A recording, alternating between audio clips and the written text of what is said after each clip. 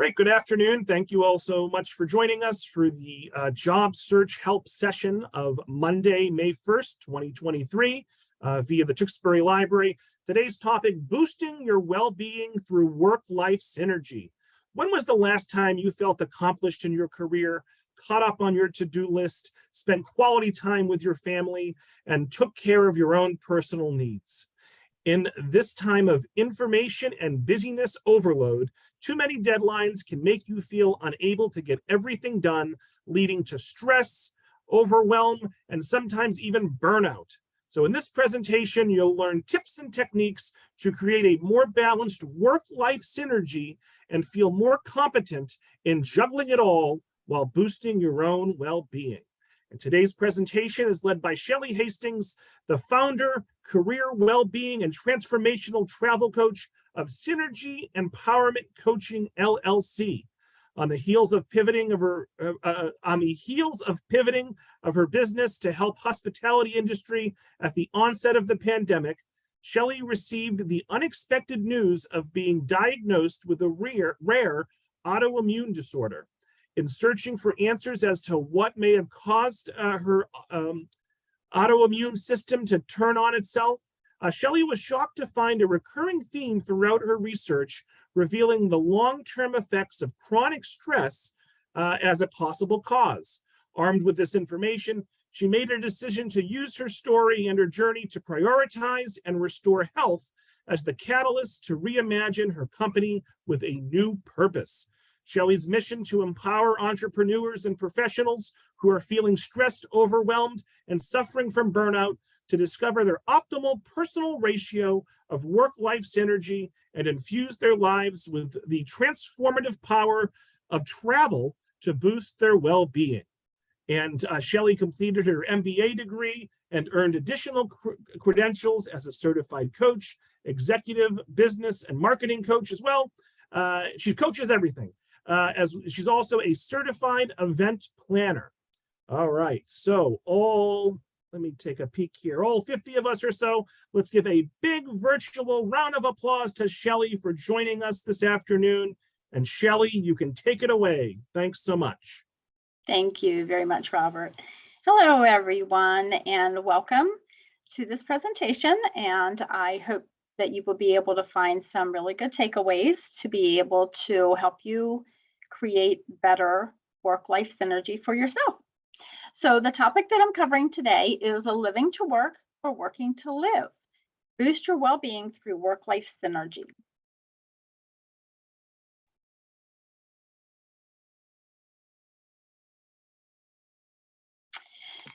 So I'm going to ask you first, if you can answer the question to yourself, do you like what you do each day?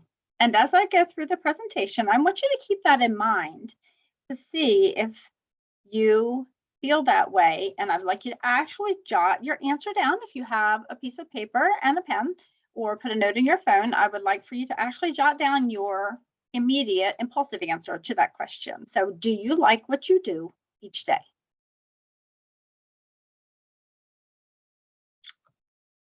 So what does work-life balance look like to you? There's a number of different theories about work-life balance.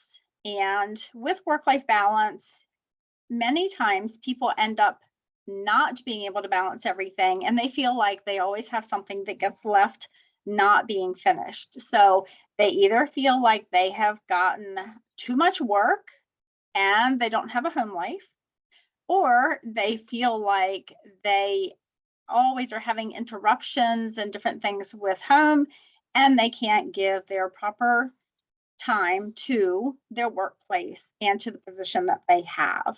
So what does work-life balance look like to you?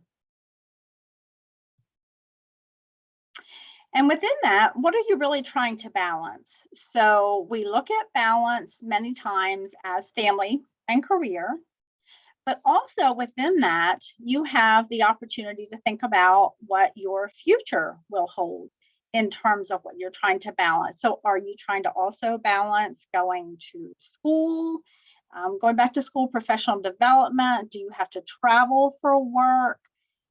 Are you involved in your community or in your church? Do you have special needs children that take additional time? So really, what is it that you're trying to balance?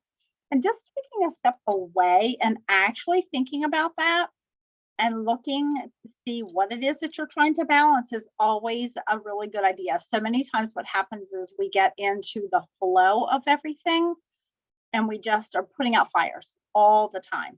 And we don't really have the chance or take the chance to actually stop and back and think, what am I really trying to balance? Also, what does balance mean to you? Does it mean 50-50? You want to work half the time and then half the time you're involved in your personal life? Does it depend upon the number of hours that you work? Are you working the number of hours that you would like? Or are you working a lot of overtime? So really, does balance mean 50-50? So today we're going to talk about the different aspects of work that can take your time, the different aspects of your personal life, and then how to create well-being through synergy. So work often includes education and training. Oftentimes that is the beginning of your career, but also it can involve professional development later in order to step up into leadership roles, in order to change career paths along the way. So many people get into a situation and they don't like the job that they're in or that the career path that they have chosen. And so they find that they have to go back to school to either continue or advance their skills or learn a new skill set to be able to change jobs. So that's all part of the work picture that you have to keep in mind when you're looking at actually how you're balancing your career and work life. What is your career path? What is your career trajectory? Do you have a long-term plan for where you'd like to be? What if you take a leadership role? Then many times that comes with additional responsibilities. And so with that, does that require additional time? What does that look like for you? Does that take too much time if you move up into a leadership role or you're prepared for the responsibilities that you're going to take on? And then when you've gone through your primary career path or a couple of changes, a couple of different versions of that, then looking at an encore career, what would that be for you? When you retire, do you want to retire totally? Or do you want to create your own business? Many times once people get into their 40s, 50s, they start to look at work as, what does this really mean to me? This is not how I want to give back. This is not how I want to use my skill set to be able to really help people. And so if you choose to change careers, what is that going to bring and where will you be in that process? That's something really to plan on. Will your kids be grown? Would you want to do that while they're still in school? So really thinking about what that would look like for you and how much work you would want to devote to how much time, you would want to devote to an encore career in terms of your work-life synergy. And then entrepreneurship. If you start a new business, a lot of times, and this is what I did, I started my business while I had a full-time job. And so you work a lot more than 40 hours when you're trying to get a business off of the ground, and you are working a full-time job and juggling a family as well. And so with that, what does that look like for you? Do you want to get investors and start in full-time in entrepreneurship? Or do you want to do it part-time and work into it? Because that will definitely impact your work-life balance or synergy. And then for your personal life, family can be different stages, as we all know. So you may want to devote more time to work when you don't have children, but then if you have children and you have to travel for work, how does that impact your balance? Does that become stressful for you instead of enjoyable? So really looking at what your long-term game plan is. How much social life do you want to have? How many responsibilities do you have at home? Do you have pets? What if you travel for work? So these are all considerations that you would want to look at. You want to be involved in your community. Do you want to be involved in church? Do you coach sports? Do you have hobbies on the side? Do you want to travel? Can you travel? Can you get time off of work to travel? Do they let you have flexibility at work? Do you get paid time off? Or do you have to do that on your own? And for some, they don't have a lot of time off from their job to be able to travel. And yet it is proven that travel helps with your mental and physical well-being. So interesting, the idea of work-life synergy. In the traditional sense, people always thought of work-life balance as a give and take. So if you were working, then you could not have a personal life. Likewise, if you were really involved in your personal life, then you couldn't work maybe as many hours as you want or as you're expected to with your employer. But according to 155.com, work-life synergy is a mutually beneficial relationship between your personal and your work life where they complement each other. And so with that in mind, thinking about how you want that to look for you is going to be very important in giving you the peace of mind, the well-being that you want to have in having both a career and a personal life. And so everyone's ratio is different, and you really want to think about how that ratio will best work for you and for your family and for your partner, if you have a partner who's going to share in the family care, whether that be children or parents that you might be taking care of. And also, how does that look in terms of sharing housework and things like that? So where does well-being fit in exactly in all of this? Because it seems like well-being comes into play. More people think of wellness, and wellness is actually different than well-being. So wellness is more in terms of your health. Well-being is in terms of your overall ability to thrive versus struggle in life. So according to Tom Rath and Jim Harder, who are co-authors of the book Well-Being, The 5 Essential Elements, these 5 areas are the ones that contribute to your overall well-being based on the results of a decades-long research study by Gallup. It's the largest study and the study that was done worldwide about well-being and the effects of well-being and what actually falls and is categorized as well-being. So according to Gallup, they have 5 different areas: career well-being, social well-being, financial well-being, physical well-being, and community well-being. So many times people think of physical well-being as wellness, which it is, but well-being is an umbrella term. And so wellness just falls under that particular category.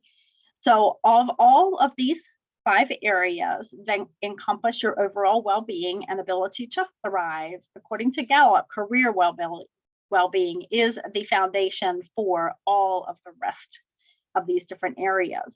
And so with that, being satisfied in your career and avoiding burnout is going to be one of the most important things that you can do to have a fulfilling life, to be healthy, and have great well-being in all of your other areas. So some challenges to well-being and career well-being in general, but your overall well-being is time management. So one of the things that people struggle with is to manage their time well, to be able to balance everything that they have to balance. And of course, as most all of us know, social media can take a great amount of your time that is not planned time. One of the things that you can do is you can actually set a reminder, and I have one on my phone, so that when I have been on social media for a window of time, I will get an alert that I can discuss, or I can reset it. And that can help you, just a little time management tool that can help you so that you don't lose an unaccounted for amounts of time in social media. And of course, there are lots of other things that are a struggle for time management. But that is one of the major ones because people don't realize when they're scrolling exactly how much time can pass. Challenge number 2, conflicting schedules and deadlines. So what if you have a project due and you have a child who has an awards banquet and you have a parent that you're responsible for, that you have a doctor's appointment you have to take them to. So how do you manage those conflicting schedules and deadlines? And so I'll talk about that a little bit more, but just the first thing is to be aware of them and find a really good calendar system that will work for you so that you can identify these schedules and deadlines that have conflicts early enough to be proactive so that you don't suffer the stress. It's not that you necessarily would not have a reason to reschedule or cancel, but how your mindset handles these things can really go a long way in your overall well-being. Challenge number 3, setting goals. Do you have time to set goals, or do you ever do everything on the spur of the moment? Again, putting out fires, so just running from one thing to another and not really having the time or taking the time to set goals so that you know that you're actually thriving and doing the things that you want to do to accomplish in your life, because it is amazing how fast time goes. And then you get to, all of a sudden, you're celebrating your 20-year anniversary at work, and you're like, oh my gosh, where did that time go? Or your child is graduating from high school, and you're like, oh, I remember when they were small. Where did that time go? Well, that time often goes in not planning for that time and not setting goals so that you can move forward to accomplish the things that you want to do, and therefore eliminate some of the stress. So one thing that I do is I create a vision board, and that helps me each year. It can be very generic. This is actually the first one that I created a couple of years ago. So it was more generic in terms of the different life areas that I wanted to have certain accomplishments and certain goals set for. The ones that I do now are more creative. So you can do it either through an app, or in this case, this was done through Canva, or you can do create a vision board actually with just a poster board and stick the pictures on there. And I find that for me anyway, is a much more creative outlet to turn it into a fun project. And that's something that you can get your family involved in. You actually can create a family vision board and what all you would like to accomplish as a family unit, so that everyone has a say in what gets done and you're sure to accomplish all of your goals in that year. Challenge number 4, your career values alignment. So many times when people start out looking for their first job after school or after college, they somewhat take what they can get. And they don't really think about the long term. Does this job align with what my values are? So a great example of that is for someone who wants to travel and they have a desk job and they cannot travel as much as they would like to. Another example of this would be if you have to do sales or fundraising and you really don't like to talk to people about money, and then you're in a job where you don't like that. This misalignment of your career with your values can create a lot of stress, and when you're constantly fighting things like that, it can ultimately lead to burnout. And just because it's not smooth, it's just not seamless. The work that you're doing, you don't feel good about what you're doing. It's something that makes you uncomfortable. So looking at your career values alignment, and I actually have a worksheet that I do with my clients on that, to look at what your goals are, your values, your vision, what your skill set is, what your education level is. Do you need different education to do what really will align with your values, and what really motivates you, what really lights you up? Challenge number 5, establishing boundaries. Boundaries are very difficult for a lot of people, and it creates a lot of stress, creates a lot of overwhelm when you say no and when you say yes and you really wish to say no. If you can't establish boundaries at work, and so you're constantly being asked to work overtime, and you have family responsibilities like picking up children from daycare, how do you manage that? If you have certain days of the week, certain hours of a weekend that you wish to spend with family, and you're constantly being asked to volunteer and do community service during that time frame, that you really want to set that aside. So you can do community service and really volunteer and make a difference in your community, but you might not be with a particular organization that will serve you best if you're constantly violating your boundaries, or if you don't know a way to be assertive enough to establish boundaries. So that is a constant challenge for a lot of people, not everyone. And so really working to create a framework of what you want your boundaries to be. First, you have to know what it is you want, and then you can establish your boundaries from that. Challenge number 6, toxic work culture. And this is not something that you have any control over unless you happen to be leadership within the organization. It's my personal opinion that the culture is created from the top. And so unless you're in that leadership position, there's not a lot that you can do to control that, but you can make a decision. You can make a choice to look for other work. If this does not work for you, you should not be in a situation where you're going home and thinking about work all day from what you were dealing with.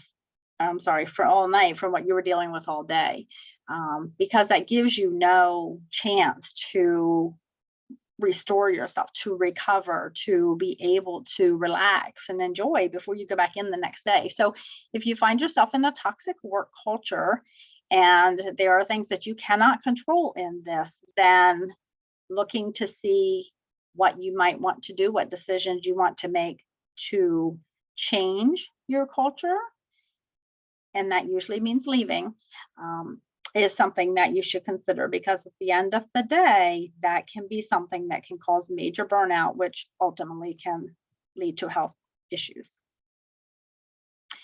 And challenge number 7, self-care.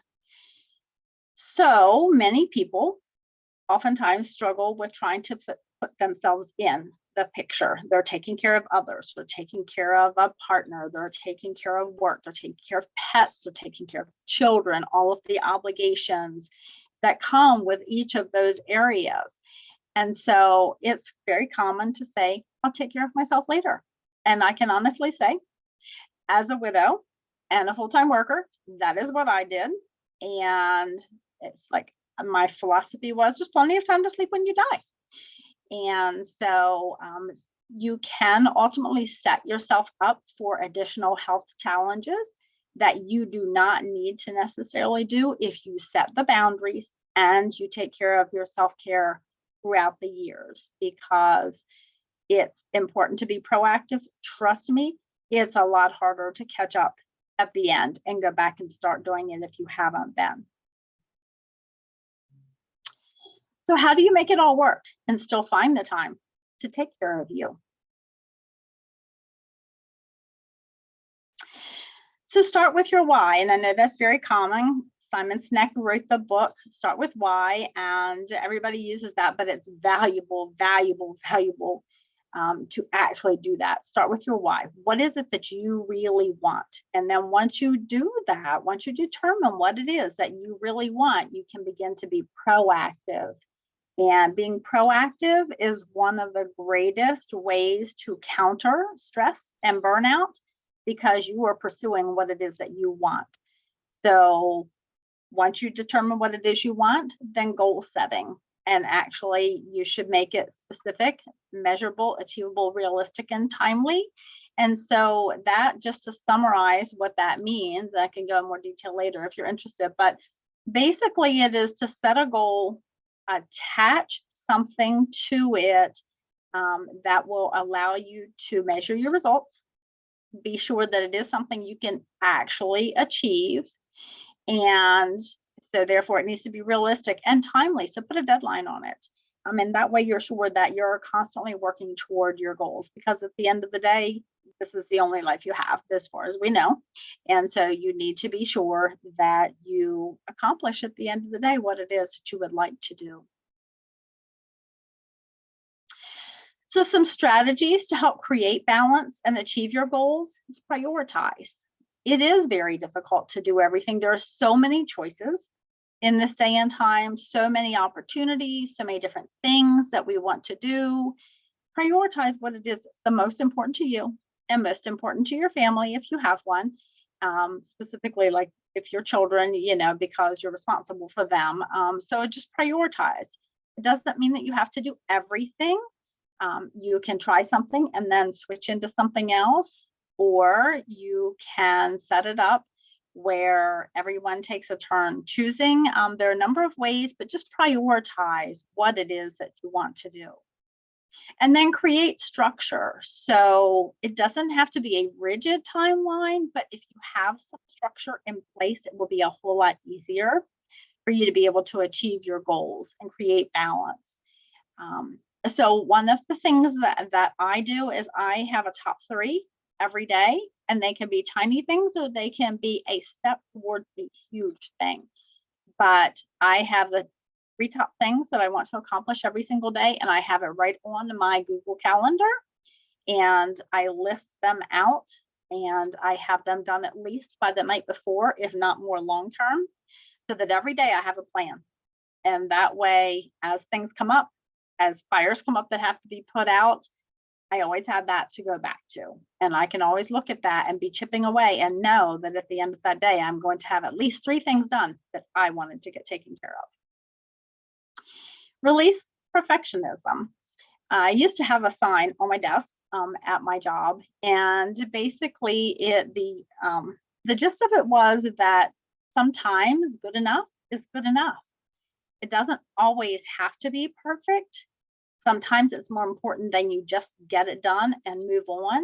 It's very easy to stop yourself in trying to achieve perfectionism, and therefore you never actually launch what it is you're trying to do. Eliminate time wasters. We did talk about that a little bit in the beginning, but there are additional time wasters. So identify what those are. And one of the ways that you can do that is to actually clock your time and what you do in half-hour increments for like a week or so, and see where your time wasters are, and then work to eliminate from that. Create efficient habits and spaces. I used to watch HGTV a lot, and one of the things I always remember them saying was form follows function.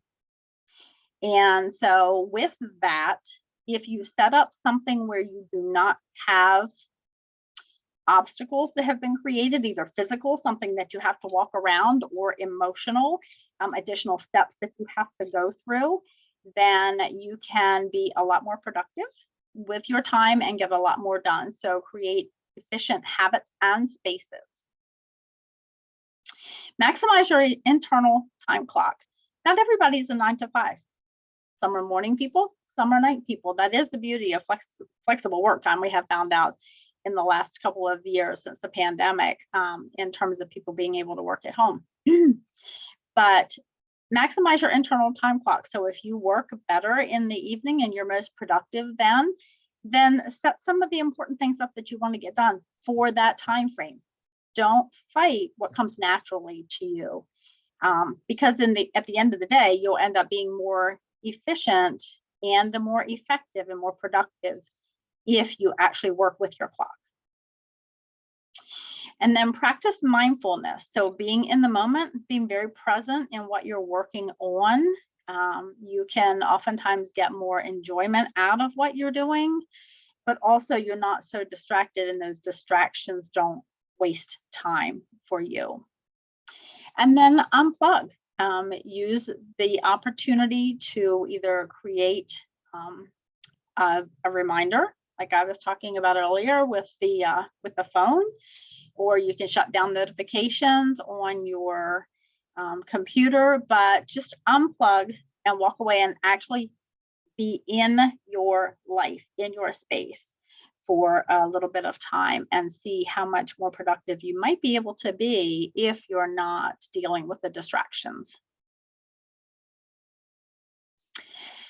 So one time management tip, and this is a full exercise that I can do in person, but it's big rocks and little rocks. So if you constantly take care of the small things, then do you have time to actually get big things done? Usually there's not enough time left in your schedule, or in this case, the analogy would be the rocks. There's not enough place for the large rocks. So if you start with the large rocks and take some of your larger things that you really need to get done, you can fit a lot more small things around it than working in the reverse. Teamwork makes the dream work. We've all heard that. So what does that mean? You can delegate tasks to either coworkers or other family members, or you can even hire someone to come in. What is your time worth? So you can hire someone to do things so that you can use your time more efficiently, either to be able to really enjoy the things and have quality family time, or to be able to use those things as a time to make money. If, for instance, you're an entrepreneur. So what is it? What is your time worth to you? And use that to delegate. You can partner with an accountability buddy. So being in I'm in several groups as a coach where we have accountability partners. And so we get together either in a group or just two of us, and we talk about what the obstacles have been, what we got accomplished, what we didn't get accomplished, and why. And so when you partner with someone, you become accountable to them, and you feel a little bit more responsible for not procrastinating, but actually moving forward on what it is that you need to work on. And you share the workload. So, many hands make light work. So get everyone involved and get something done so you all can spend time together. And that's also a skill that can be used both at work and at home. Eliminate the unnecessary. Sometimes we get into habits and we do things just because we've always done them. So really, if you eliminate the unnecessary, just sit and really think, is this necessary? And there is a book called The One Thing. And in his philosophy basically is that what is the one thing that you can do that if you do this, then everything else will be easier or not necessary. So looking at what you're doing and whether or not that's something that's actually necessary will be very helpful to get more things done. And then just learn to say no. You don't even need to offer an explanation. The answer is no, not right now, not yet. It doesn't suit this week, but learn to say no. If it's something that your heart and your intuition is telling you that you don't want to participate in, then just learn to say no. Another quick time management tip, and some of us I'm sure have heard of this before, but time blocking. So just close your door. Put a little do not disturb. Let your children know that you're working on a project. Close your door at work. Block a time frame in your schedule where nobody can schedule appointments with clients or customers, and you have this window to get deeper into the flow state or in the zone. And it's been proven that it takes longer to restart something than it does to stay in that zone once you're in it and continue. And then looking at just different options. So flexible work-life integration. Option one, looking at remote or hybrid work. It's beneficial for a number of reasons. You don't have the commute time. You can, again, get in that flow state easier because you don't have interruptions coming in or out. Option two, leisure work or travel. So that's when you combine leisure with the business travel. So if you have to travel for work, see if there's a way that you can bring family along. You would have to pay for them most times, but it's less expensive to do leisure travel. It's more efficient, and also then you can enjoy your work time. Excuse me. And then location independent or laptop lifestyle. And that's where you actually do not report to an office even once a week or twice a week, but you're totally independent. And then boost your work well-being through the power of transformative travel. So really looking at travel as a way to protect your mental health and to be able to really allow you to really grow and thrive. Excuse me.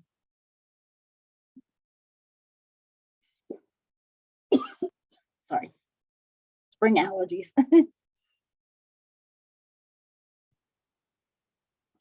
So in summary, you can have it all when you make the choices that'll allow work and life to live together in harmony and not compete against each other. So now, I'd like for you to answer the question again. Do you like what you do each day? This is the question that starts the inquiry into the quality of your career well-being. And that's actually according to the Gallup poll. Any questions?